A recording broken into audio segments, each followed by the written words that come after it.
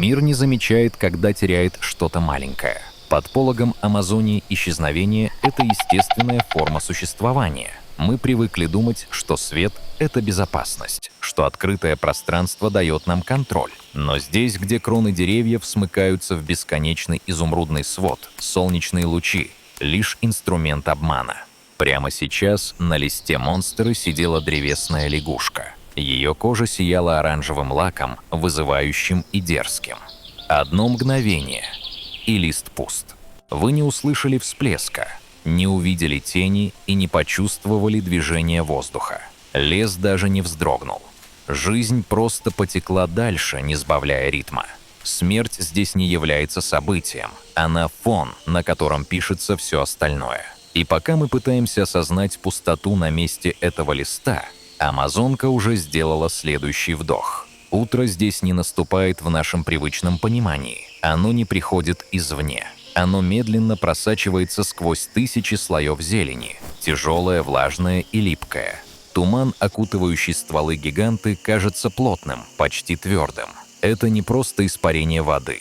Это дыхание огромного единого организма. Каждое дерево здесь – это мощный насос, перекачивающий тонны влаги из глубоких слоев почвы прямо в небо. Амазонка сама создает свои облака и сама диктует правила погоды. Каждые 10 минут воздух становится жарче на градус. Влажность достигает такого предела, что кажется, будто вы находитесь внутри огромного живого легкого. В эти утренние часы лес максимально честен. Он не заигрывает с вами, не пытается казаться гостеприимным. Он просто существует, и ему совершенно все равно, готовы ли вы к его условиям. С первого взгляда может показаться, что это царство покоя. Но закройте глаза, прислушайтесь к гулу. Это не тишина, это шум идеально отлаженной машины. Миллиарды насекомых, птиц и млекопитающих начинают свою ежедневную гонку. Гонку за калориями, за светом, за правом прожить еще один день. Вы чувствуете этот запах? Это сложный коктейль из ароматов цветущих орхидей, прелой листвы и чего-то еще, едва уловимого. Запаха жизни, которая находится в состоянии постоянного распада и немедленного возрождения. В этом лесу каждый вдох стоит кому-то другому последнего вздоха. Слышите этот звук, похожий на отдаленный гром? Это ревуны. Их крик прошивает джунгли на 5 километров вокруг. Это не крик ярости или боли. Это утренняя перекличка архитектуры тишины. Они проверяют границы своего мира. Они говорят всем остальным: мы живы, это наше дерево, эта территория занята. В их зове нет агрессии, только констатация факта.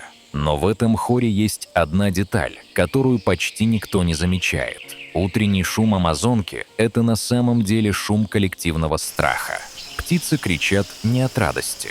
Они обозначают границы, чтобы убедиться, что их стая цела, и никто не исчез в тумане. В этом лесу внезапная тишина всегда означает только одно – опасность подошла слишком близко. И именно здесь все начинает меняться.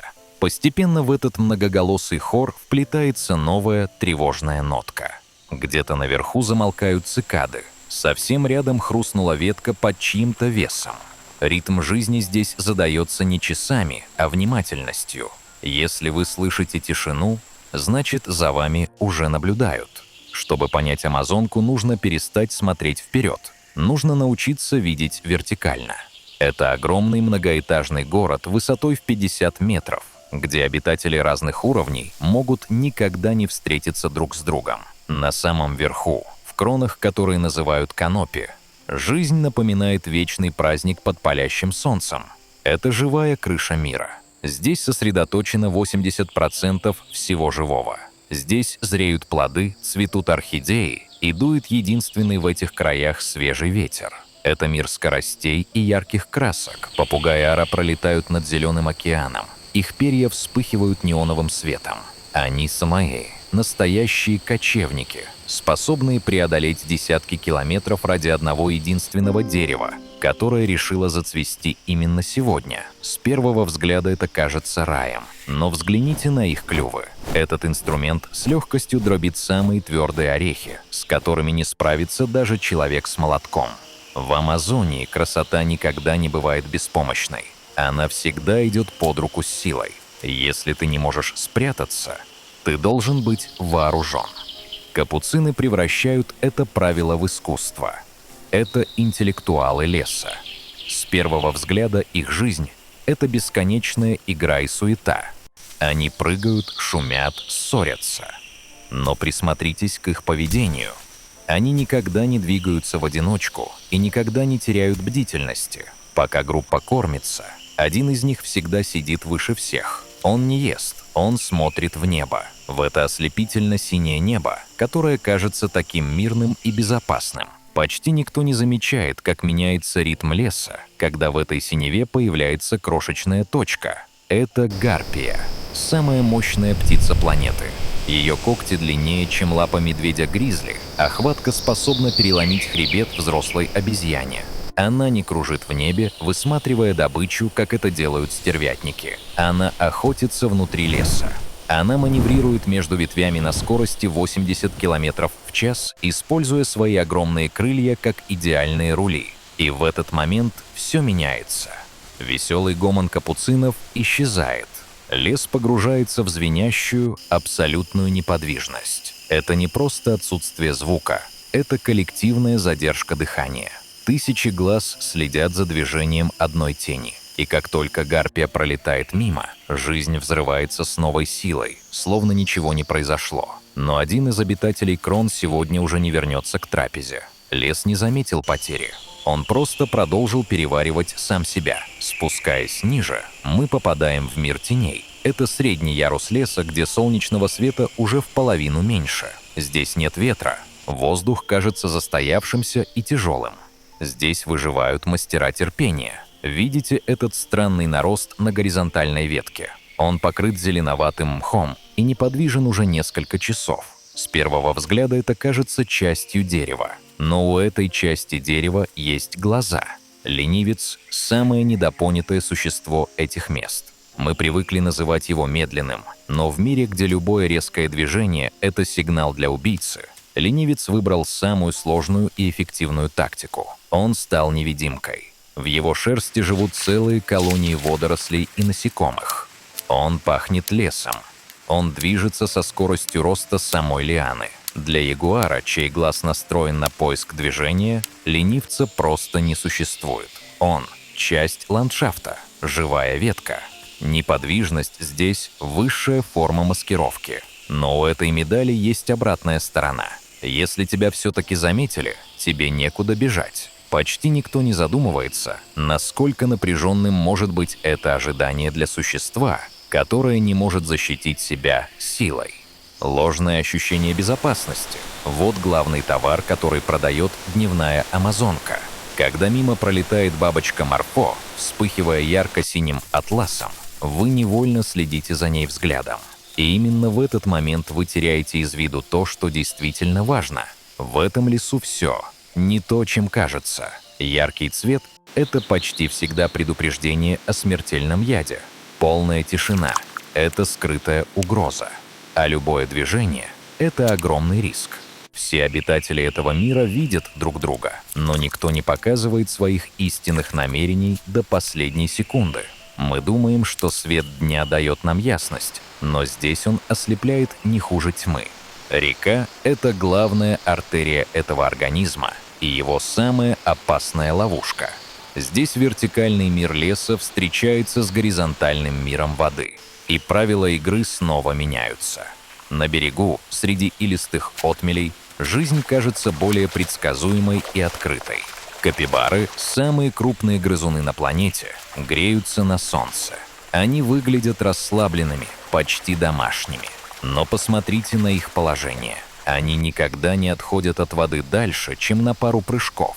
Вода – это их единственное убежище. И одновременно их главный приговор. С первого взгляда это мирная семейная идиллия. Но посмотрите на дистанцию. Капибары не просто отдыхают. Они постоянно анализируют малейшую вибрацию почвы. Почти никто не замечает эти два темных бугорка, торчащих над зеркальной гладью реки. Они похожи на мокрые коряги, принесенные течением. Но это глаза, черный кайман. Существо, которое не менялось миллионы лет. Он может лежать неподвижно часами, замедляя свое сердцебиение до минимума. Он не просто ждет. Он вычисляет. Один лишний шаг капибары в мягкий ил, и гравитация сделает ее слишком медленной для спасения. Кайман не охотится, как лев. Он не тратит силы на погоню. Он наносит один единственный удар. И именно в это мгновение все меняется. Всплеск длится меньше секунды. Хаос, крики, брызги. А через минуту река снова становится идеально ровной. Кайман исчез в глубине. Капибары вернулись на берег, но теперь они на полметра дальше от кромки воды. Жизнь здесь — это бесконечная корректировка дистанции между собой и смертью. Спускаясь еще ниже, к самой земле, мы попадаем в мир, где правит коллективный разум. Муравьи-листорезы. С первого взгляда их бесконечные колонны кажутся хаотичным движением насекомых. Но перед нами самая эффективная логистическая сеть на Земле. Эти крошечные создания не едят листья, которые они срезают с такой хирургической точностью. Они несут их в свои гигантские подземные города, чтобы использовать как субстрат для выращивания грибов. Это цивилизация, которая изобрела сельское хозяйство задолго до того, как человек научился обрабатывать землю. Но посмотрите на их солдат. Эти особи с огромными головами и челюстями-саблями не занимаются работой. Их единственная функция — охрана системы. Если вы случайно нарушите их строй, они нападут без тени сомнения. В этом лесу даже самые маленькие игроки могут стать непреодолимой силой, если действуют как одно целое. Но есть тот, кто не боится никого — ягуар, верховный монарх этого мира. Но посмотрите, как он перемещается по своему царству. Он не идет с высоко поднятой головой, демонстрируя силу. Он крадется. Его пятнистая шкура — это гениальное инженерное решение природы, идеально имитирующее игру солнечных бликов на лесной подстилке. Днем ягуар превращается в призрак. Его присутствие выдает только мертвая тишина, которая движется впереди него. Когда ягуар проходит мимо, лес замирает. Это не паника, это глубокое почтение к силе, которую невозможно просчитать. Он может охотиться в кронах деревьев, на земле или в воде. Для него не существует границ. Но сегодня он не ищет крови. Он просто патрулирует свои владения. Почти никто не замечает его взгляда, направленного сквозь густые папоротники. Но олень Мазама, застывший в сотни метров от него, чувствует этот взгляд каждой клеткой. Одна сцена, 3 абсолютно разные точки зрения. Жертва видит только неясное колыхание теней и ощущает ледяную необъяснимую тревогу. Хищник видит тепловую карту живого леса, просчитывая каждый возможный прыжок и угол атаки. А сам лес просто наблюдает. Для этого огромного организма данный поединок — лишь способ перераспределения энергии. Если ягуар победит, он накормит не только себя, но и тысячи других существ. От стервятников до микроскопических жуков. Если олень уйдет, он даст начало новой жизни. Днем опасность в Амазонии всегда видима, но она замаскирована таким количеством ложных маневров, что распознать ее почти невозможно. Это и есть главная ловушка света. Мы думаем, что видим все, но на самом деле мы видим лишь то, что нам позволено увидеть. Солнце начинает клониться к западу. Свет в лесу становится другим — густым, медовым, тяжелым. Дневные обитатели спешат закончить свои дела до наступления сумерек. Попугаи Ара возвращаются к своим гнездам, их крики становятся более резкими и короткими. Обезьяны выбирают для ночлега ветки потолще и подальше от ствола, где ягуару будет сложнее подобраться незаметно. Лес снова выглядит спокойным и величественным, но это спокойствие — лишь короткая передышка перед сменой караула. Жизнь продолжается, и она не реагирует на отдельные события. Ничего не изменилось внешне. Те же исполинские деревья, те же мутные изгибы Великой реки. Но мир, который мы видели полчаса назад, уже перестал существовать. Он обновился. Он переварил старые клетки и создал новые. Ощущение масштаба здесь просто подавляет.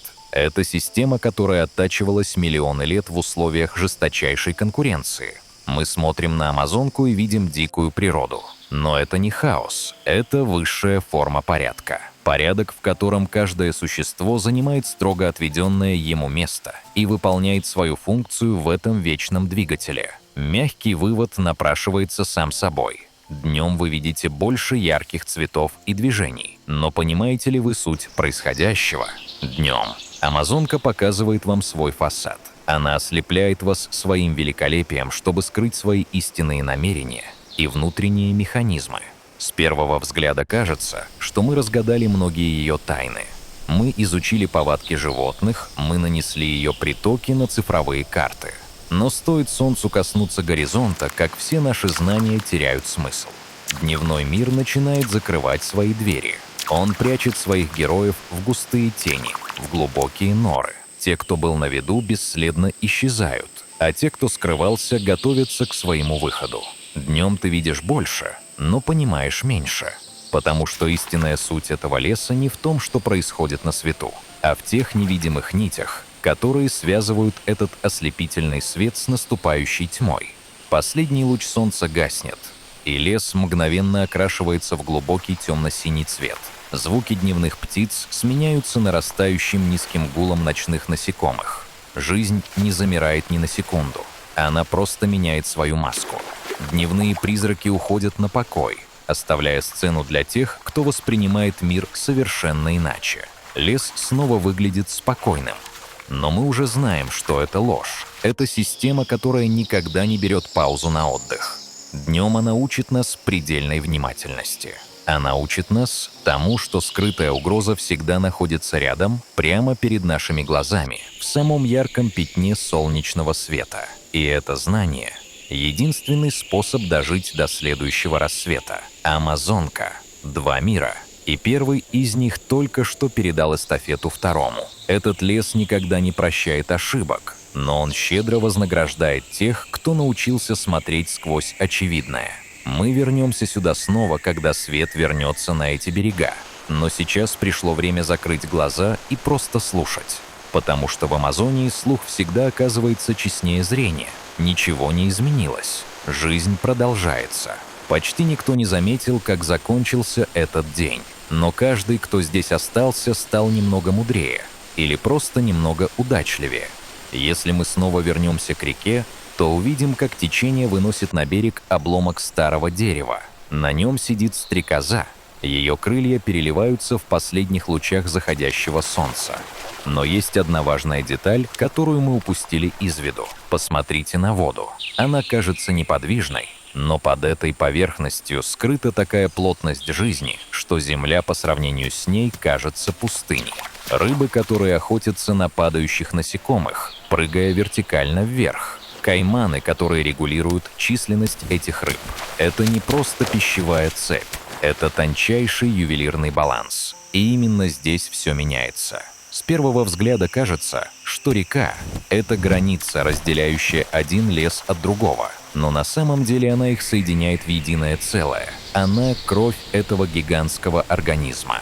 Днем река превращается в зеркало.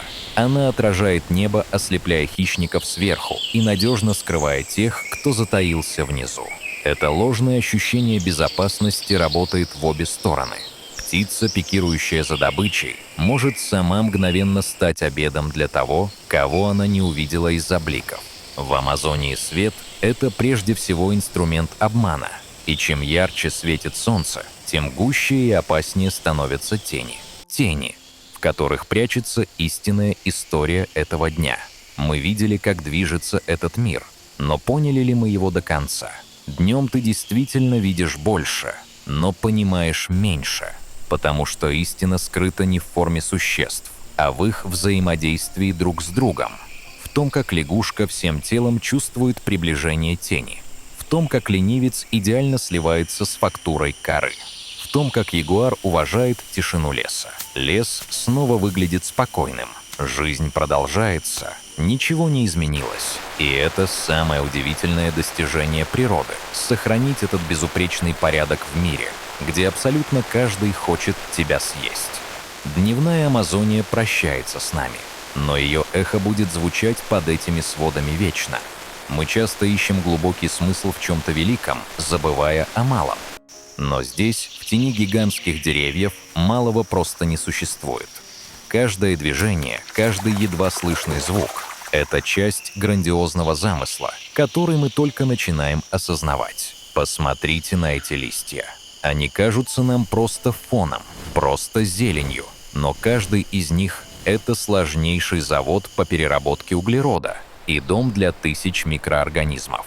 В Амазонии нет лишних или случайных деталей. Если что-то существует, значит, оно жизненно необходимо системе. Даже эта тишина, которая сейчас медленно окутывает берега реки, она необходима хищнику, чтобы слышать малейшее движение жертвы. Она необходима жертве, чтобы вовремя распознать опасность. И она необходима нам, чтобы, наконец, услышать самих себя в этом бесконечном и мудром круговороте жизни. Смерть здесь никогда не является концом. Это лишь начало чего-то принципиально нового. Упавшее дерево дает жизнь сотням видов грибов и насекомых, становясь плодородной основой для новых всходов. Это и есть истинное бессмертие лесной системы. Она не боится потерь, потому что каждая потеря — это инвестиция в общее будущее. Почти никто не задумывается об этом, глядя на величественную панораму леса. Мы видим статику, но на самом деле мы видим бурный, неостановимый поток изменений.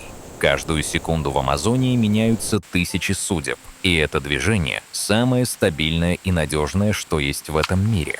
Свет дня позволил нам увидеть часть этого движения, но он также надежно скрыл от нас его настоящую глубину. Мы уходим, но лес остается. Он продолжает дышать, охотиться и расти, совершенно не требуя нашего участия или одобрения. Днем ты видел больше, но понимаешь меньше. И в этом кроется высшая мудрость амазонки. Она всегда оставляет за собой право на свою главную тайну. Вглядитесь в эти наступающие сумерки. Видите, как меняется свет на чешуе замерзшего каймана? Это тот самый неуловимый момент перехода, когда один мир засыпает, а другой пробуждается. В Амазонии не существует резких границ. Здесь все плавно перетекает одно в другое. Яркий свет в густую тень, жизнь в смерть, твердая земля в мутную воду. Мы привыкли делить мир на удобные категории, но лес лишь смеется над нашими попытками его упорядочить. Он един, он абсолютно неделим. И он бесконечно сложен. Мы лишь случайные гости, которым на мгновение позволили заглянуть в замочную скважину дневного света. Но даже того, что нам удалось увидеть, вполне достаточно, чтобы почувствовать священный трепет перед этим величием. Это не просто лес, это напоминание о том, как на самом деле устроен наш мир. Мир, где все тесно взаимосвязано, где нет мелочей и где любая скрытая угроза — это лишь оборотная сторона мощной жизненной силы. Дневная Амазония закрывает свою главу, но книга этого леса бесконечна.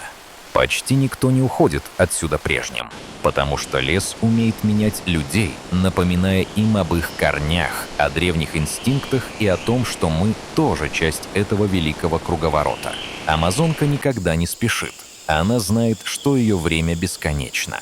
Мы лишь короткое мгновение в ее долгой истории. Амазонка не стремится выставить все на показ. Она дорожит своими секретами. И именно поэтому она продолжает притягивать нас, заставляя возвращаться сюда снова и снова. Мы уходим, но мы берем с собой этот ритм. Ритм амазонки, который теперь будет звучать в нас всегда. Потому что нельзя увидеть этот лес и остаться прежним. Он проникает глубоко под кожу. Он меняет восприятие, он заставляет ценить каждое мгновение света и уважать каждую тень. Будьте частью этого ритма. Подписывайтесь на канал. Здесь мы учимся понимать язык природы, а не просто смотреть на картинку. До встречи на следующем уровне.